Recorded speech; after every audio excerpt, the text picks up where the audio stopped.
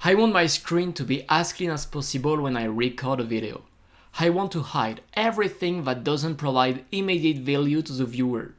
The viewer should be kept focused on one thing at a time and not get disturbed by the name of my personal photos on the desktop. In my videos, you don't see these personal photos, you don't see my favorite application in my bottom bar, and you don't see the date of today in the top bar of my Mac. I want to apply the same principles to VS Code.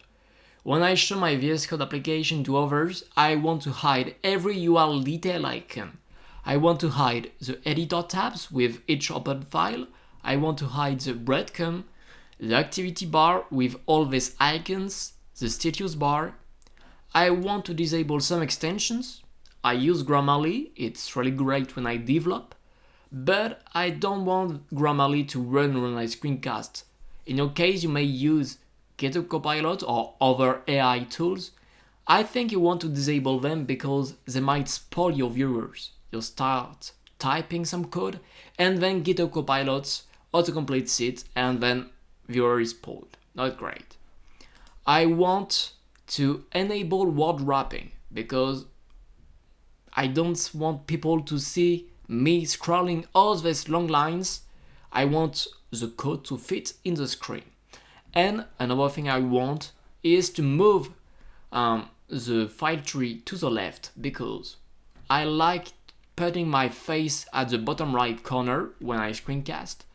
But if I do so, the file tree will be hidden by me. So moving it to the left is what I want. This is my default configuration of VS Code, the one I use every day. I use a different screen resolution when I screencast. This is why it's just too zoomed in, but I want to show you what is my screencasting version of this. You can see that all URL details have been hidden and tailwind classes fit on the screen, which is way better to me. To do this, I use a feature of VS Code called profiles. You can have several profiles in your VS Code. If you use, PHP and Java to code, maybe you want these different environments to be separated and have settings, shortcuts, extensions and maybe themes separated for them. I will go back to my default profile and we will create my screencasting version again. So open the command palette of VS Code and type create profile. We will call it screencasting test.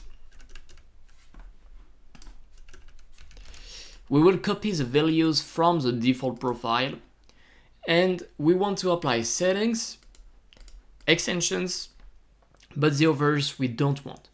By default, they will use the default profile values, which is great. We can set an icon and you'll see that all extensions reload because changing a profile triggers like if you were reloading your VS Code. So GitLens wants to sell me some things. Let's close it. Okay. First, we want to hide as much UI details we can. And a cool feature that has been added recently in VS Code is this customize layout button. We will hide the status bar for now.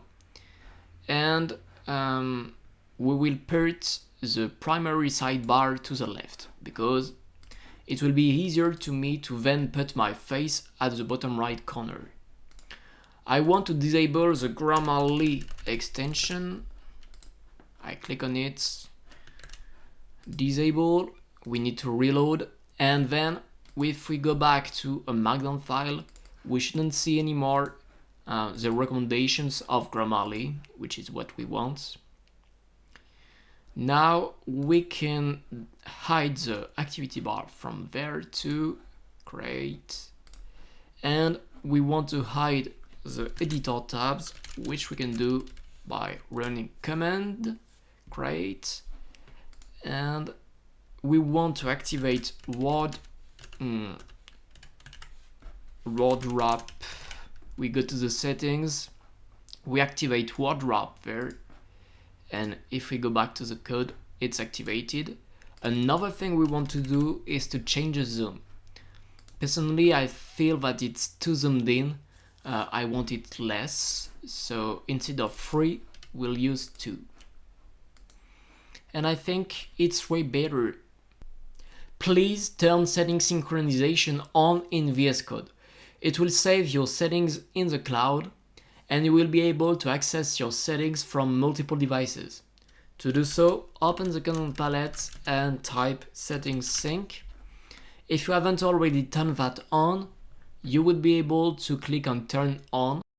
I highly advise you to do so because you can then use these settings even in GitHub Workspaces, which is great.